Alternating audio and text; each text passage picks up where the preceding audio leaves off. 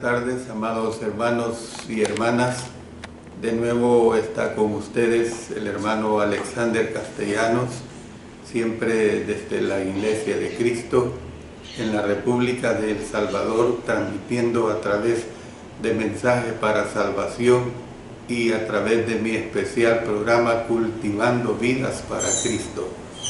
Como es sabido, los días lunes 5 de la tarde, hora de El Salvador, transmito acerca del libro de Colosenses. Hoy vamos a ver la lección número 111 y vamos a continuar con el subtema las responsabilidades en las relaciones, parte sexta. La siguiente lección, que Dios permita, del siguiente lunes, va a ser la última de este subtema de las responsabilidades en las relaciones. De manera pues que les ruego siempre su especial atención para aprovechar estos 40 o 45 minutos. Oremos. Dios Todopoderoso, te agradecemos muchísimo porque de nuevo nos permites presentar tu palabra. Gracias por ello, Señor. Permite que siempre lo haga de acuerdo a tu santa y divina voluntad. Que tú me dirijas a través del Espíritu Santo. Que haya mucha edificación para todos quienes escuchen y que tú recibas siempre especialmente la honra y la gloria. En el nombre de nuestro Señor Jesucristo. Amén. Amén. Bueno, haciendo un resumen en este subtema de las responsabilidades en las relaciones, hemos estado hablando de las esposas a los esposos a las esposas, los hijos a los padres a los hijos, también de los siervos a los amos, y hemos estado hablando, que será la última parte, de los amos a los siervos. Bueno, estamos especialmente, vamos a continuar con el análisis del capítulo 3, versículo 25. En esta parte de este capítulo 3, versículo 25, se nos habla una frase que es muy enfática y de mucha enseñanza. Esa frase dice: porque no hay acepción de personas. Dios no da favores especiales a nadie. Él juzgará sin hacer acepción de personas. Leamos en Hechos 10:34, donde dice: entonces Pedro, abriendo la boca, dijo: en verdad comprendo que Dios no hace acepción de personas. Luego vámonos a leer en Romanos 2, 6 y 11. El cual pagará a cada uno conforme a sus obras, porque no hay acepción de personas para con Dios. Luego nos pasamos a 1 Pedro 1, 17. Y si invocáis por Padre a aquel que sin acepción de personas juzga según la obra de cada uno, conducíos en temor todo el tiempo de vuestra peregrinación. Y el apóstol Pablo hizo a los amos la misma advertencia que hizo a los siervos. Miren lo que nos dice en Efesios 6:9. Y vosotros, amos, haced con ellos lo mismo, dejando las amenazas, sabiendo que el Señor de ellos y vuestro está en los cielos, y que para Él no hay acepción de personas. Lo que podemos ver pues es que Jesús juzgará a todo el mundo por el mismo estándar de conformidad con la ley bajo la cual vivió. Israel estuvo bajo la ley del Antiguo Testamento y será juzgada por esa ley. Dice Romanos 2:12, porque todos los que sin ley han pecado, sin ley también perecerán. y todos los que bajo la ley han pecado, por la ley serán juzgados. Los gentiles que no estuvieron bajo la ley serán juzgados por el principio de la conciencia. Dice Romanos 2, 14 y 15, porque cuando los gentiles que no tienen ley hacen por naturaleza lo que es de la ley, estos, aunque no tengan ley, son ley para sí mismos, mostrando la obra de la ley escrita en sus corazones, dando testimonio su conciencia y acusándoles o defendiéndoles sus razonamientos. Por eso es que podemos ver que los que viven bajo el nuevo pacto, el cual Jesús inauguró con su muerte, porque vámonos a leer Hebreos 9, 15 al 17. Así que, por eso es mediador de un nuevo pacto, para que interviniendo muerte para la remisión de las transgresiones que había bajo el primer pacto, los llamados reciban la promesa de la herencia eterna, porque donde hay testamento es necesario que intervenga muerte del testador, porque el testamento con la muerte se confirma, pues no es válido entre tanto que el testador vive. Entonces lo que vemos, lo que estoy diciendo es que los que viven bajo el nuevo pacto, el cual Jesús inauguró con su muerte, serán juzgados por las enseñanzas de Jesús. Dice en el Evangelio de Juan 12:48, el que me rechaza y no recibe mis palabras, tiene quien le juzgue. La palabra que he hablado, ella le juzgará en el día postrero. En vista de que cada uno será juzgado por el estándar bajo el cual vivió, nadie debe esperar que se le extienda consideración o gracias especiales por encima de los demás. Los que creen que merecen trato especial hacen afrenta al Espíritu de gracia. O sea, si usted en vida tuvo posesiones, usted no va a ser juzgado en base a esas posesiones. Si usted en vida no las tuvo, usted no va a ser juzgado en base a que no tuvo posesiones. Usted va a ser juzgado en base a lo que hizo o no hizo conforme a la voluntad de nuestro Señor. Dice Hebreos 10:29, ¿cuánto mayor castigo pensáis que merecerá el que pisoteare al Hijo de Dios y tuviere por inmunda la sangre del pacto en la cual fue santificado e hiciere afrenta al Espíritu de gracia? Entonces, para concluir esta situación de los amos a los siervos, o de los siervos a los amos,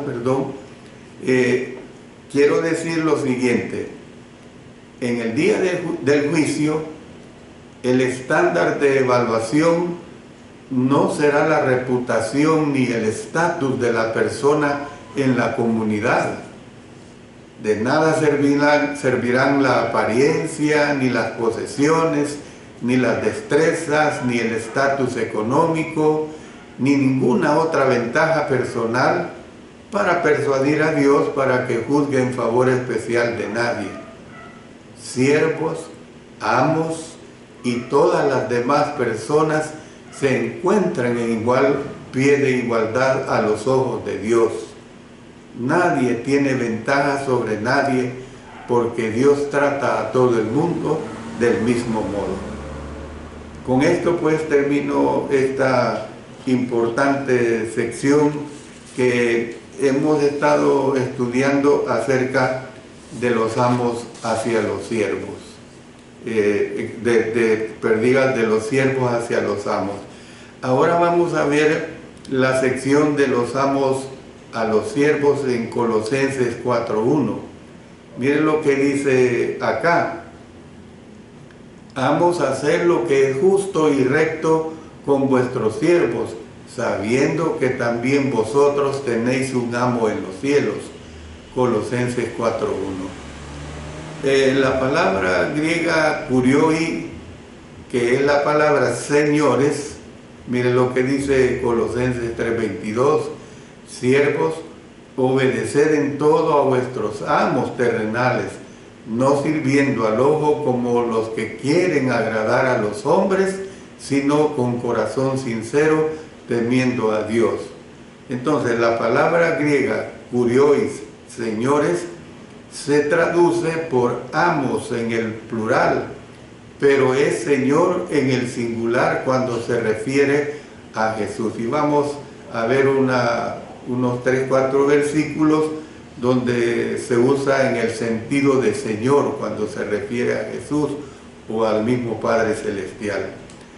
Dice en Colosenses 1:3-10, siempre orando por vosotros, damos gracias a Dios, Padre de nuestro Señor Jesucristo, para que andéis como es digno del Señor, agradándole en todo, llevando fruto en toda buena obra y creciendo en el conocimiento de Dios.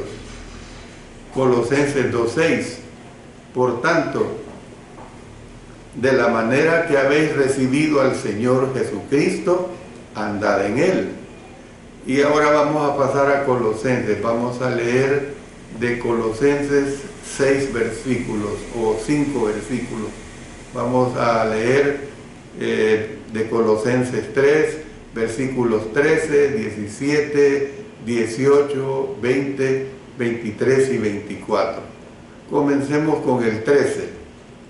Soportándoos unos a otros y perdonándoos unos a otros si alguno tuviere queja contra otro. De la manera que Cristo os perdonó, así también hacedlo vosotros. 17. Y todo lo que hacéis, sea de palabra o de hecho, hacedlo todo en el nombre del Señor Jesús, dando gracias a Dios Padre por medio de Él.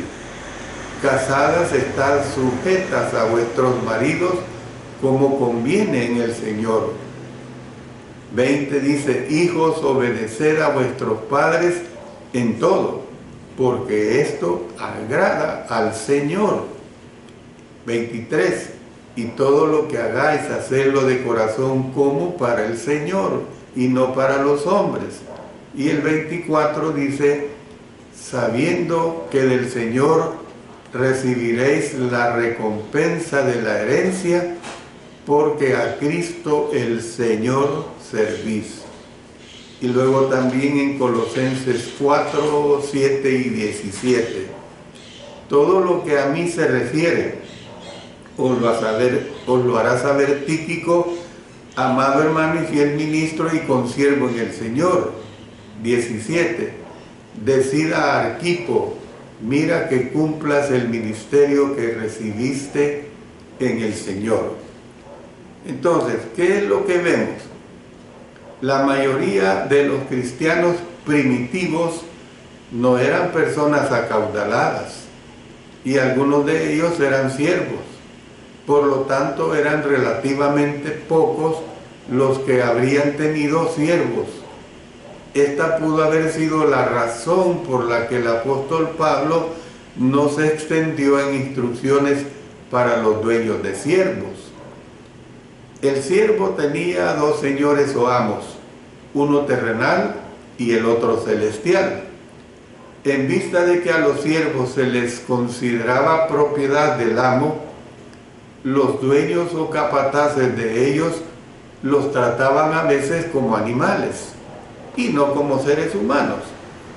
Las leyes de ese tiempo no estipulaban protección para los siervos, sino que daban a los amos potestad sobre estos como posesiones de las cuales se podía prescindir. El amo cristiano había de preocuparse por los siervos y mostrarse justo y recto con ellos. Hay formas de la palabra dikaios, con K en medio, dikaios. O sea, esta palabra significa justicia, que se traduce por lo justo. Miren lo que nos dice Filipenses 4:8. Por lo demás, hermanos, todo lo que es verdadero, todo lo honesto, todo lo justo, todo lo puro, todo lo amable, todo lo que es de buen nombre, si hay virtud alguna, si algo digno de alabanza, en esto pensad. También se traduce solamente por la palabra, ya no lo justo, sino solamente por justo. Romanos 3:10 dice, como está escrito, no hay justo ni aun uno. Luego pasamos a la palabra recto. La palabra recto es la palabra griega isotes, así como la oye sin H y con S. Isotes aparece en 2 versículos más en el Nuevo Testamento.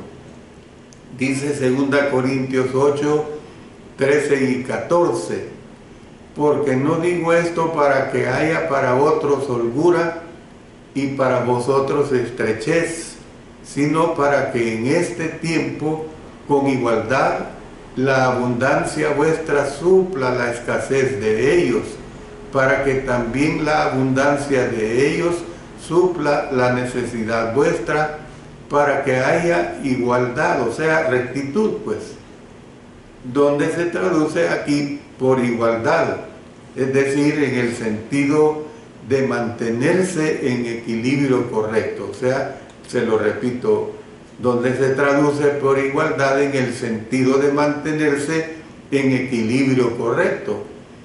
Estas dos palabras, unidas por la conjunción y, significan que los amos habían de ser considerados con sus siervos y hacer lo que era justo y razonable al tratar con ellos. El apóstol Pablo puede haber estado diciendo que los amos habían de tratar a los siervos como iguales, como seres humanos semejantes. Este era un concepto revolucionario. Ciertamente, no era costumbre corriente tratar a un siervo como si tuviera los mismos derechos de un libre, ni tratarlos como a los amos mismos les hubiera gustado ser tratados. No obstante, esta enseñanza cardinal de Jesús de tratar a los demás como uno desea ser tratado, se aplicaba a los amos también. Por eso mire este versículo de Mateo 7:12 que lo he venido usando en todas estas lecciones, donde dice, así que todas las cosas que querráis que los hombres hagan con vosotros, así también haced vosotros con ellos, porque esto es la ley y los profetas. El apóstol Pablo no mandó específicamente a los amos que dieran la libertad a sus siervos. Las leyes civiles no exigían que se hiciera así, y el cristianismo no desafiaba al gobierno. No obstante, del mismo modo que la levadura leuda a la masa, los principios de Cristo influenciaron silenciosamente a la sociedad. El método de Jesús para producir cambio no consiste en la fuerza externa, ni en la revolución social radical. Aunque sus preceptos son revolucionarios, ellos solo producen cambios internos que resultan en cambio social. Debido a que Jesús dio aliento para que los amos trataran a los siervos con consideración humanitaria, muchos amos concedieron la libertad a sus siervos. Termino esta parte diciendo lo siguiente. Los amos cristianos habían de tener presente que, como siervos de Cristo, ellos también tenían un amo en los cielos. Del mismo modo que deseaban que los siervos les obedecieran, estos amos habían de tratar de agradar a Cristo. Si bien ellos no podían vigilar a sus siervos constantemente, no había nada que pasara desapercibido para su amo celestial. Como usted ve, pues, la enseñanza que nos da la palabra de Dios es exactamente clara, es demasiado clara, podría decir. Gracias a Dios que el Espíritu Santo nos legó estas sagradas enseñanzas para que cada uno de nosotros, en la condición en que el Señor nos permite desarrollarnos, así podamos actuar, así podamos ser honestos delante de los hombres y especialmente delante de Dios.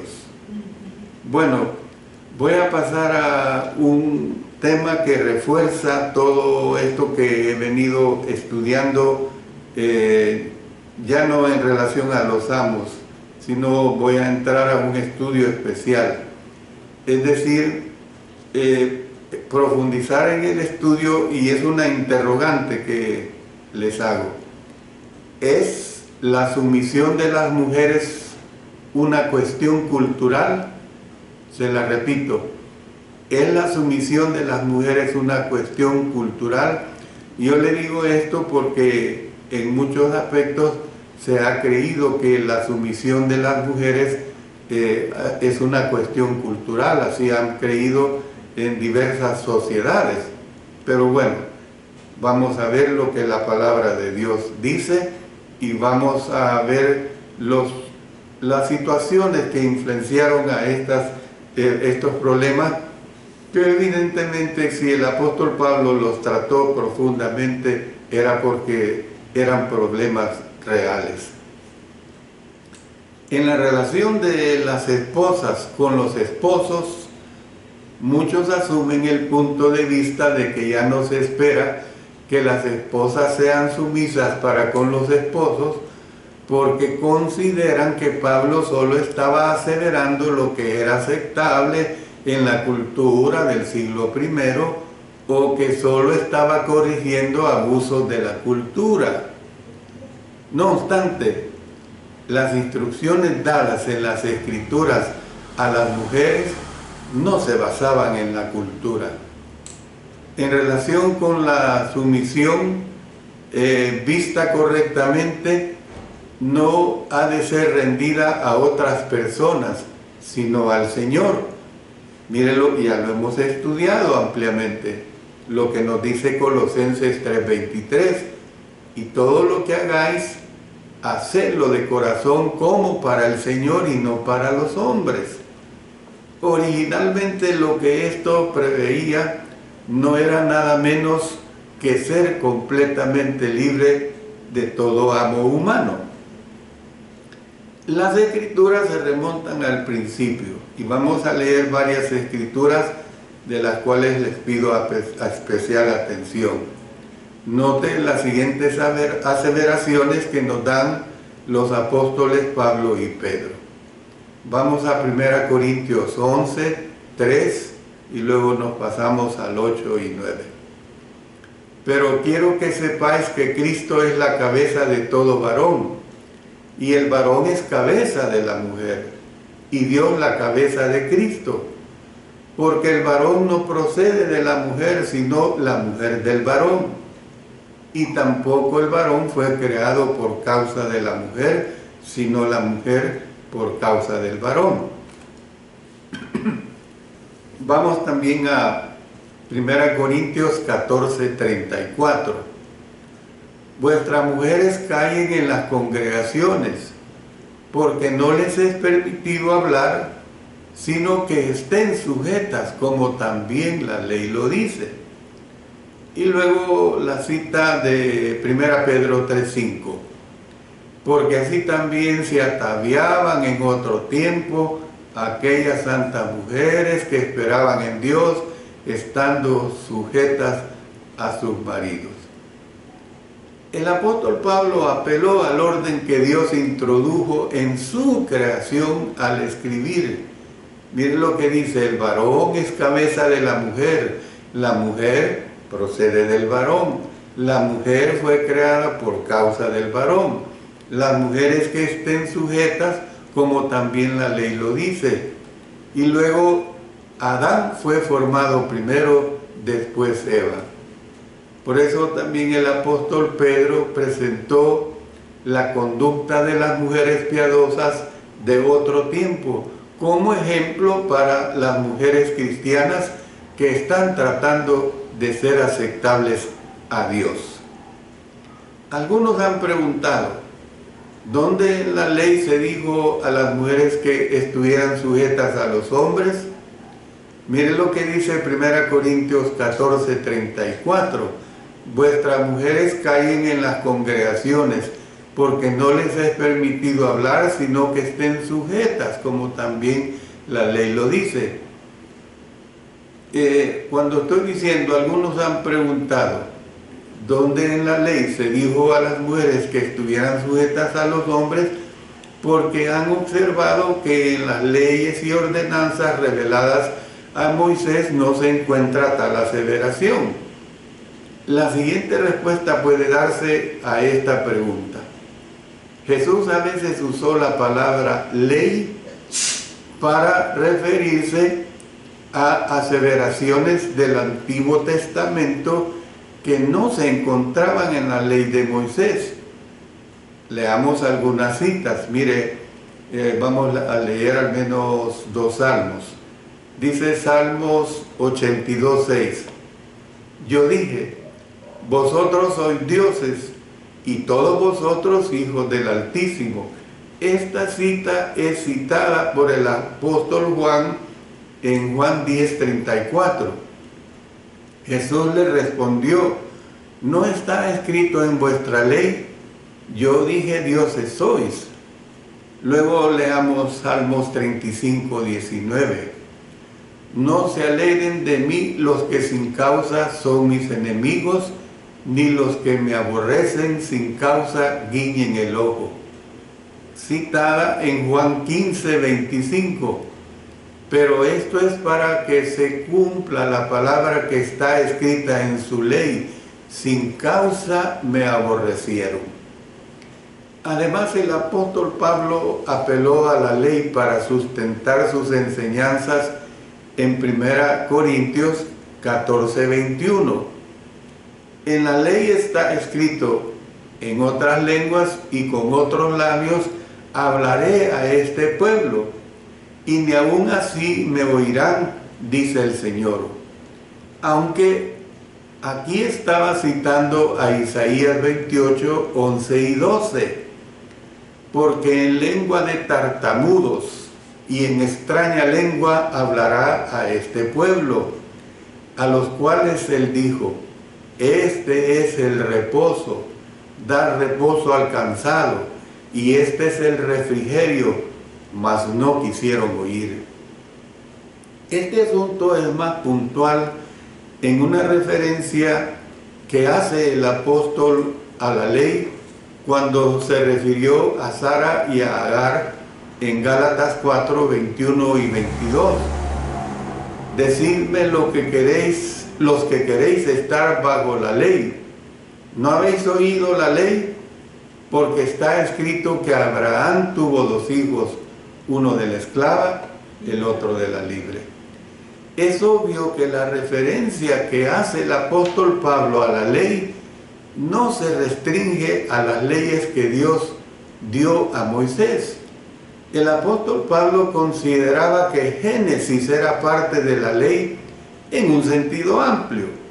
Así, para él era correcto decir que la ley decía, y él se enseñoreará de ti. Génesis 3:16. Entonces, ¿qué vemos? Las instrucciones que el apóstol Pablo dio a las mujeres eran contrarias a la cultura. Sus instrucciones para las mujeres cristianas, otra vez repito lo que nos dice en 1 Corintios 14:34 y 35.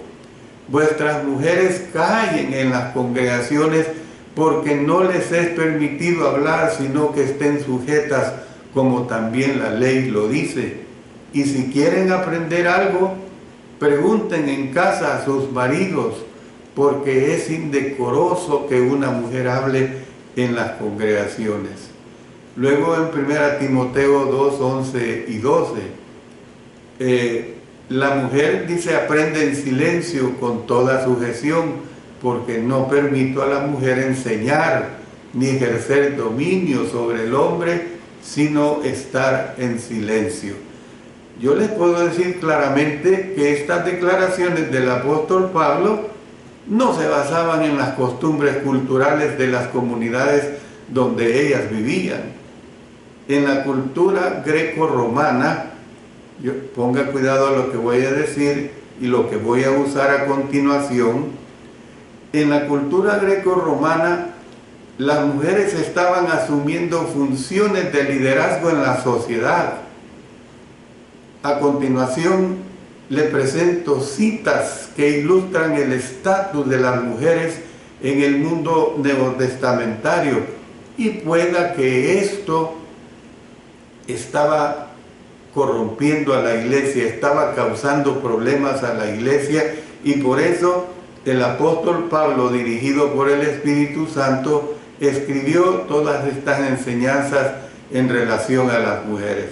Escuche estas situaciones que se daban en la sociedad greco-romana en relación al trabajo de la mujer secular. No estoy hablando de la mujer dentro de la iglesia, pero que podían estar influenciando a las mujeres de la iglesia del Señor. Empiezo. Número 1, existen pruebas de peso que indican que las mujeres ocupaban muchos puestos públicos y que se esperaba de ellas que ejercieran sus deberes públicos tanto como se esperaba de los hombres. Hay nombres de mujeres que se recogen en una amplia variedad de inscripciones oficiales en las que se consigna y se honra su servicio público y su generosidad. Ellas mantenían templos y patrocinaban juegos, procesiones y sacrificios. Sucedía pues en la cultura greco-romana. Número 2, las mujeres servían como sacerdotisas y en otros puestos de liderazgo en la mayoría de los cultos paganos, incluyendo los de Diana, Isis, Lidia, Dionisio y Libera. Ellas eran participantes activas en liturgias, componían himnos y ritos, administraban el templo y las finanzas del culto, organizaban celebraciones de días de fiesta, ejecutaban música y tomaban decisiones de liderazgo que afectaban a grandes cantidades de gente. Número 3, la era helenista, o sea, la era griega pues, la era helenista fue por lo general un tiempo de la emancipación de las mujeres. Las mujeres del tiempo del apóstol Pablo gozaban de considerable libertad de movimiento, tenían derecho de casarse y de divorciarse, y en algunos lugares y en algunos cultos tenían el derecho de ocupar cargos públicos y religiosos.